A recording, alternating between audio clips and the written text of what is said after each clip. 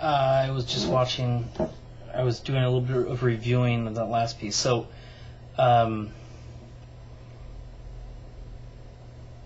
I just find it really interesting. I was telling myself earlier when I was cleaning my car, which is a rare event, a very rare event when Maddie cleans his car. I was thinking, yeah, if I hadn't met the love of my life, if I hadn't met my girlfriend at this age, 32 going on 33, what would I be thinking now? What would I think? I was saying to myself, well, I would think something was completely wrong. I would think that I had such a huge personality defect that, something was universally, cosmically, completely wrong. Or, more realistically, there was something about myself that was so off-putting to people that I just didn't even... and then I guess miraculously, I wasn't aware of it. But I'm so self-aware that doesn't really compute, and it doesn't really make sense. But it would just feel so weird. I was comparing that to having the lack of film contacts, and I was saying, God, it's a good thing I have Jocelyn in my life, because if I didn't, I would really be up a shit creek. I'm positive I would be smoking cigars all day, snorting, crushing up Dexedrine pills and snorting them up my nose, and it would be a fucking disaster. And it's interesting how, some days my mind barely keeps me from disaster. Barely.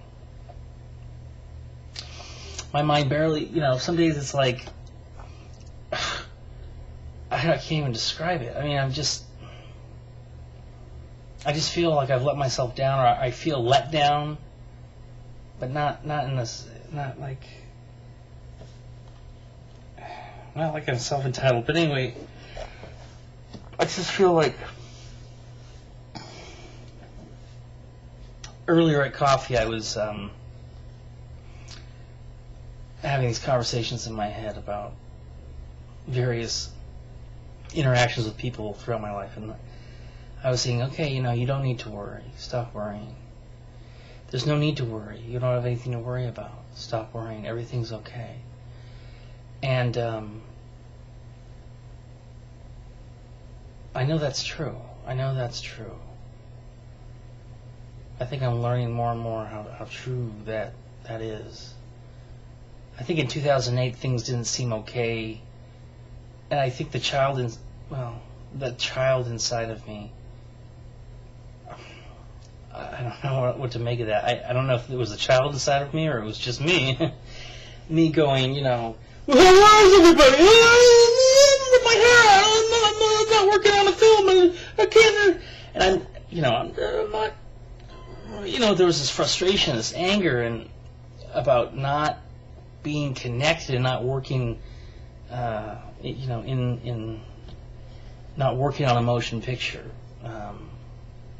of my own, and to the average everyday observer, to the normal person out there, who the general movie lover, hearing somebody say that, I know it's got to be loaded with all these innuendos. It sounds. It's like, because film is so glamorous on so many levels, so many different people, that it's hard not to. I mean, if I said to you, I'm really upset that I'm not a chef. I'm really upset that I'm not cooking. See, this is a weird analogy. I'm not cooking where I want to cook, and I'm really upset, and I'm not cooking in the right restaurant that I want to cook at, and I'm just frustrated. There's a chance that most people would be like, okay. Well, what restaurant would you like to cook at? That makes sense. You're cooking at this level, and you want to get to be cooking at this level. And that's about working on projects. That's about, if you want to make a film, if you're passionate about cinema and you want to make a film, what's the best way to do that? Go out and make one. Go out and make one. That's the best way to do it. And I'm glad I have done it.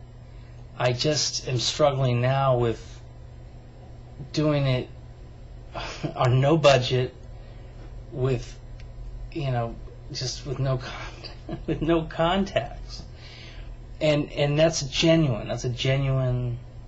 Maybe I haven't seen it like that before. I mean, it's good to say that, because it makes the anger and the frustration. It gives it a face. It gives it a definition. That's all. I mean, it's not. I'm not trying to shoot anyone in the back. I'm obsessed with cinema, and my girlfriend does suffer with that. Does suffer because of that often. Because I'm just so in love with cinema and motion pictures. And I'm not just any, but it's true. And I'm struggling right now with just getting that together, piece by piece. But when a door opens, it opens. It can just be one door. And I know, and I was saying, you were saying a little while ago, if you were just shooting with like 2 people or one other person, like once a week, making a YouTube video. I mean, that's why the analogy of not having a girlfriend at this point in time in my life made sense to me, because I was saying, well, because we know that there are all kinds of people of all different types of walks of life and personality disorders. I mean, there are all kinds of people, autistic people, 480-pound men who walk around with little poops falling out of their pants, eating sandwiches out of garbage, sociopaths, all kinds of people are in love and have a connection with another person that they love, that they're in love with. There's love out there for all kinds of people. Sometimes you might wonder, well, how did these 2 people find each other? This is kind of an awkward pair. Or how did this person manage to get married 5 times? That's such a talent. But love seems to be, what's the word? Non-discriminating. It's a matter of just a realization, right? That was the analogy. The analogy was, if I wasn't in love at this time, I would be smoking cigars and I'd be a fucking complete mess. My apartment would smell like maggots and look like a shithole from hell. And I'm just so thankful that I have a love in my life. Like,